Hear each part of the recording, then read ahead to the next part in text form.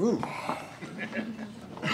I was trying to take this opportunity to lower your expectations, but Hiller put me up there, so I guess I have to respond. Good afternoon, and really thank you all for having me. I'm always humbled. Quite frankly, it's always a surprise to me to be in this position, to be amongst so many people that are giving, compassionate, loving, and caring people.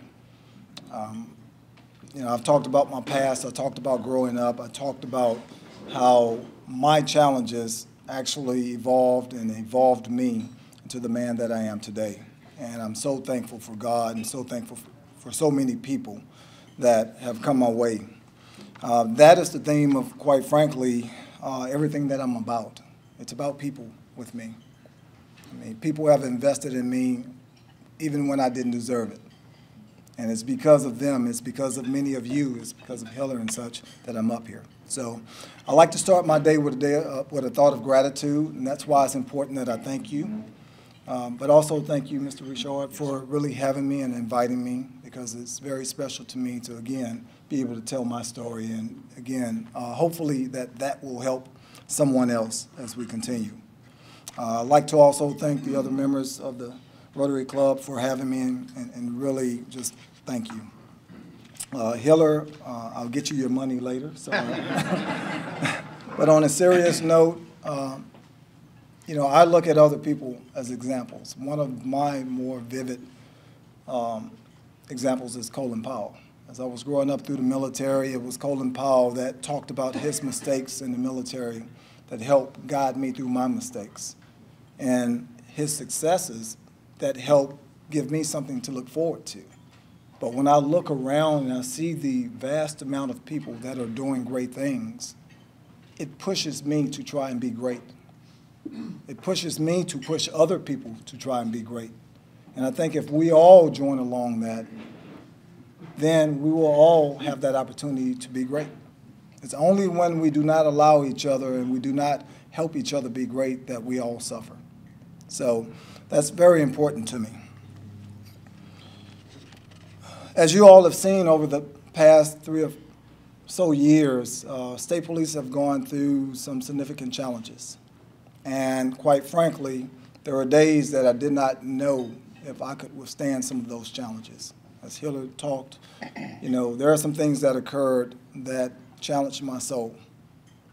I mean, I walked into a litany of scrutiny, not only for our agency, but as far as I'm concerned.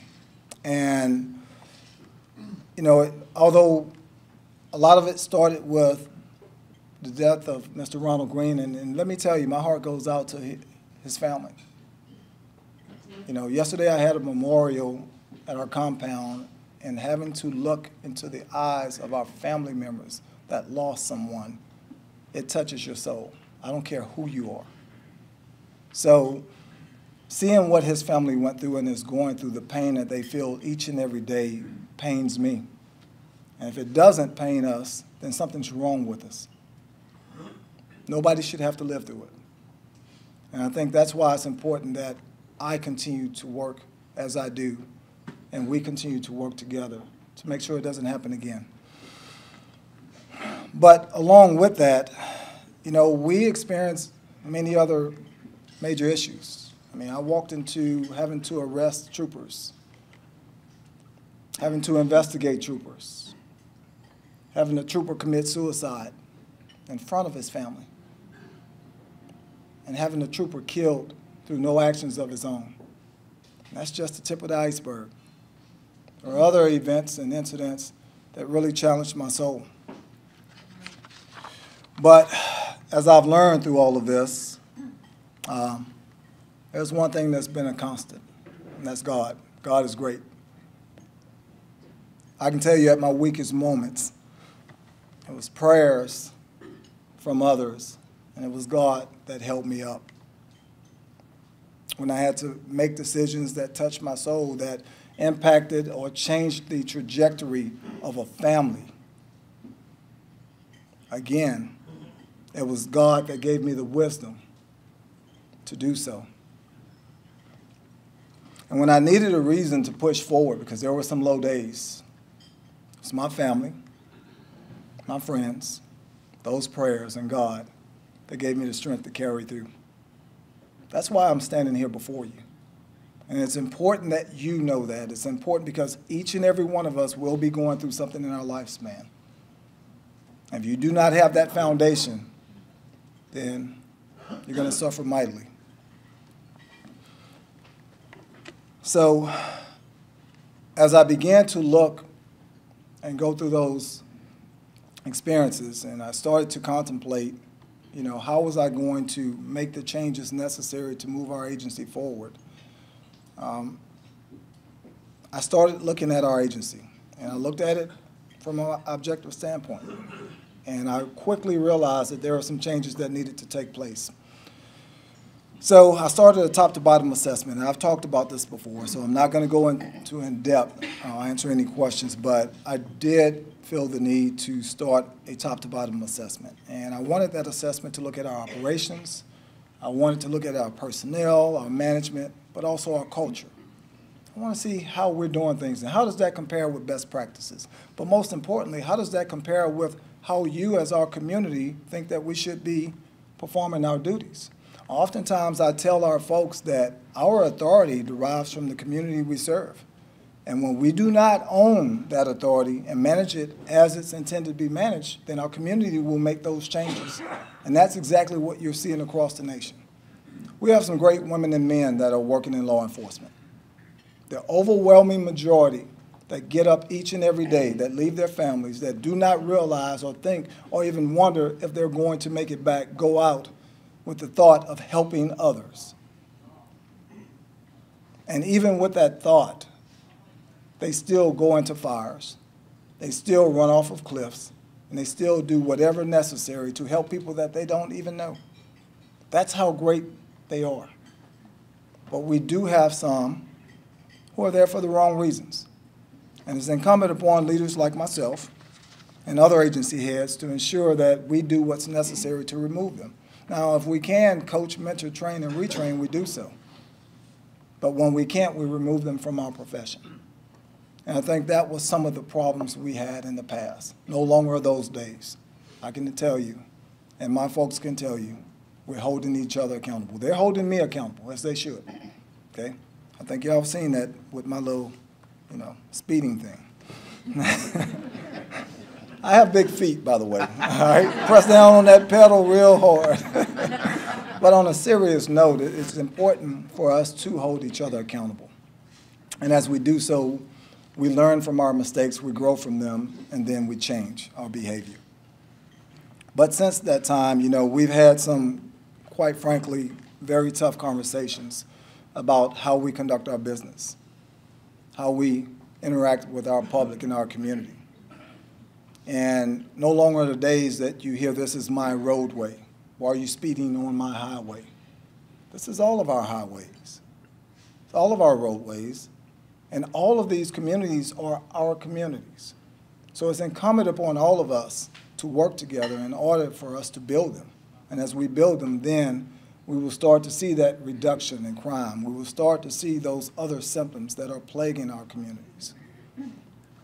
But for us as an agency, I think it was very important for us to really get an objective standpoint, an objective view of where we were. So I brought in a company called the Bowman Group to conduct a top-to-bottom assessment, and that's exactly what they're doing. And some of those conversations are tough. Right when you think that you have crossed the line, you have done something great, you've done something to benefit your agency or the community, they tell you there's more to be done. And I relish that, although it doesn't always feel well. And it's through those assessments and through those conversations that we are growing as an agency, and I assure you, we will continue to grow. But with regards to that, my hope and my desire in bringing those changes is simple. It's to change our behavior in such a manner that it morphs into our interaction with our communities. And as such, bringing about a positive result, when possible, of any interaction we have. Now, there's a couple different ways we do that. Obviously, one is through enforcement, and that's the more visible one. And quite frankly, that's the one that's more challenging to us. And while people think that we like to go out there and we like to arrest people, we don't. I love to go out, and I love kids. I tell people public safety is my purpose, but people are my passion. So I love people. I love to go out and talk to kids because, quite frankly, it brings me back to when I was 7 years old, when I was 10 years old, when I was 14 years old, and someone spent that time with me. They guided me. They gave me that information that I was longing for. They gave me that attention. And it's through those interactions that we change lives. It's not just through enforcement. And while enforcement is a necessary part of it, it's not the only way. Most preferably for me is the community involvement. And I think that's a part that you're seeing that's different in state police. No longer are the days that you're seeing us just on the side of the highway. You still see us there. I think it's important for everybody to know. But you're also seeing us in our communities, and not just during times of crime suppression details. We have mentors, we have coaches, we have supporters, we have emotional support personnel that are working in the communities every day, and not just in theirs. And one of the things I challenged them with was not just working in your community. Go work in some other community, not just the ones that your kids are growing up in. I need you in all of the other communities. Because of others coming into my community, I changed my life. I was no longer the knucklehead that challenged police, no longer the knucklehead that ran from police. And let me tell you, I had some skills back in the day. I had a little speed. But on a serious note, not knowing what I was getting into, I created more obstacles by my behavior and by my thought process, by my perspective. So as others came and invested in me, as others gave to me, as others poured into me, I began to make subtle changes. And it's through those changes that I stopped running from the police. I started speaking to the police. And while even at a moderately older age of 17, 18, I was still not endearing with them, I respected them at that point. And it's because of those incremental changes that, again, I became the man that I am. I'm no longer the one that's a problem to our society. I am actually a part of the solution. And that's what we should all be. And that's what we should all strive to do. So those are the frameworks by which I keep as our foundation as we're going through these changes. And I do want to talk about these changes for a minute because I think it's very important. And while I'm not going to bore you with all of these changes we've gone through, I think some of them are very important because some of those, as we make them, they actually impact our communities. One of them was the implementation of our critical incident community briefings. As we faced our struggles and challenges and, quite frankly, some of the tough decisions that we had to make, many times as we make those decisions, we don't think about how it impacts the community. We do not communicate that to our community. Then you all are left to say, okay, what happened? What really happened? Why did it happen? And things of that nature. So again, having some tough conversations, that was brought to our attention. And we made that change. So we formulated a critical incident video. We looked at some best practices from across the nation. And as we did so, we found that by law enforcement communicating during those critical times and communicating effectively, they were able to provide the necessary information. And while we can't provide everything, because we do have to work with our district attorney to make sure that we're prosecuting the case as it's intended to be prosecuted, it is important for us to provide you all as much information as possible. And quite frankly, as we've done so with this process, we've been able to reduce the instance of discord as well as civil unrest. And as we all know and as we've seen in many years in many cities, civil unrest can lead to loss of life. So we need to do our part, do everything possible to reduce that from happening. And that's in part why it was important for us to create these critical incident briefing videos. We've had 5 to date, one involving one of our own troopers shooting. And what they're designed to do when we have officer-involved shootings, in-custody deaths, or other critical incidents, they're designed to provide you all the information needed so that you can make informed decisions, but also the families of those involved, okay? And I think that's important. And as we communicate that, then again, I think it will really help our communities. One of the other things for me that was important was the creation of our Force Investigative Unit. So when I came into office, one of the more legitimate concerns that was expressed to me was, you know, having folks conducting investigations or conducting operations that they were not necessarily trained for. That is not going to bring you a positive outcome, okay? And when it's not done correctly, then it could lead to the perception of cover-ups and things of that nature. Or it could lead to cover-ups, quite frankly. So, again, it was important that we change that.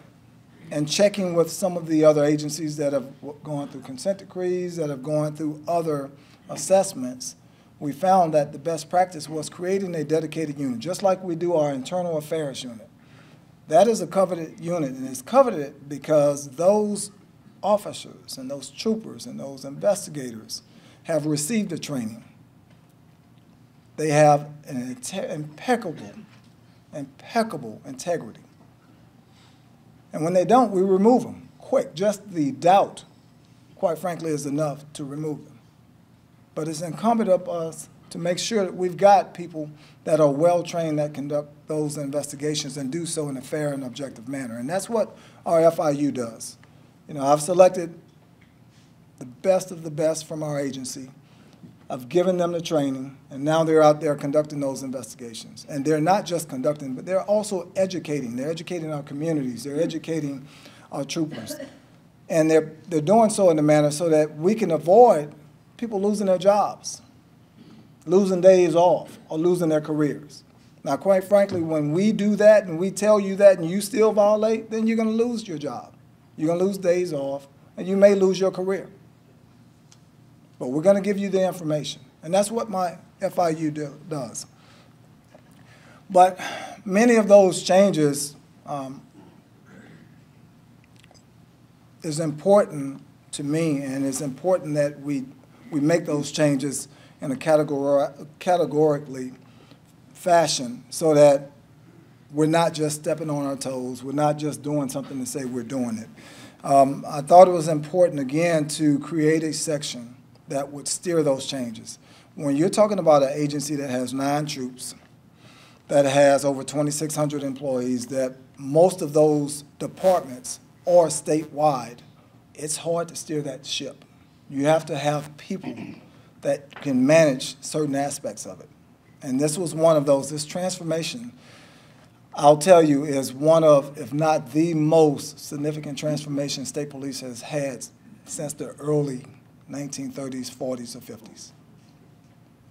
We're changing culture. We're changing technology. We're changing operations. We're changing structure. I don't think we've gone through that, not in my lifetime, in the manner that we're going through it. So I created a section, again, that helps lead that, our professional standards and compliance section. And that section, again, is designed to really put all those changes in a systematic manner and make sure that we're making them because we need to make them, not just because it feels good. Another accomplishment that was very important to me is our acceptance into the active bystandership for law enforcement. And while that may not seem like it's a lot, I'll just say this.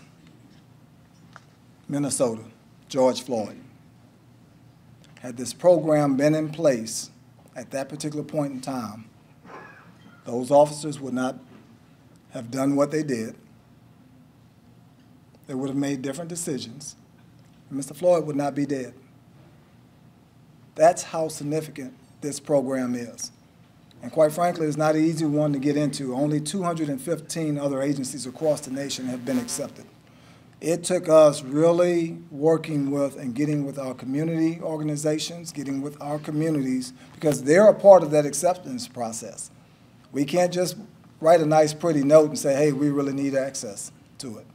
We need to really be committed to making change. We need to be able to have and empower every man and woman in our agency to make significant change. If I am doing something, we have to empower them to make that change with me.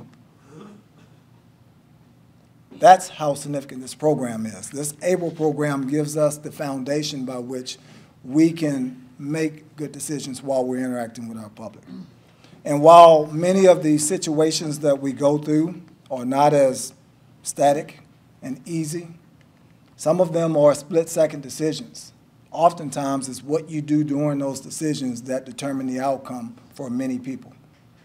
So having a program such as this in place, having an empowerment for all of our people to ensure that they can feel comfortable saying, hey, hold on, you're going too far. Let me take this, let me talk to this person, and let's get this resolved the right way. And then let me report this so that it doesn't happen again. Because they may not know what's going on in my life. I may be going through something where I need help. And who's the last one to think that they need help? Us. So it was extremely important for us to gain access. We're going through that process of implementing those changes in that program, and we're really, we're excited to see what it's going to bring across our agency. I do want to talk about our technology enhancements because I think that's vitally important. When you're talking about information flow, when you're talking about communication, which is one of the most important things between us and our communities, then you have to talk about the technology because we're all hit by it. Every last one of you have an iPhone or some type of phone in your hand. There's technology across all of our lives. And there are some great benefits to technology, but when not used properly or when not used at all, then it really hinders our ability to communicate. So in 2017, I remember being assigned to one of the sections and told to research some of our technology needs. And one of them being our computer-aided dispatch. Our CAD system is the system that dispatches you to different calls and things of that nature, for those that don't know. And when I began looking at 2017 and realizing that of all the state police highway patrol agencies in the nation, we were one of only four that had not had a CAD system.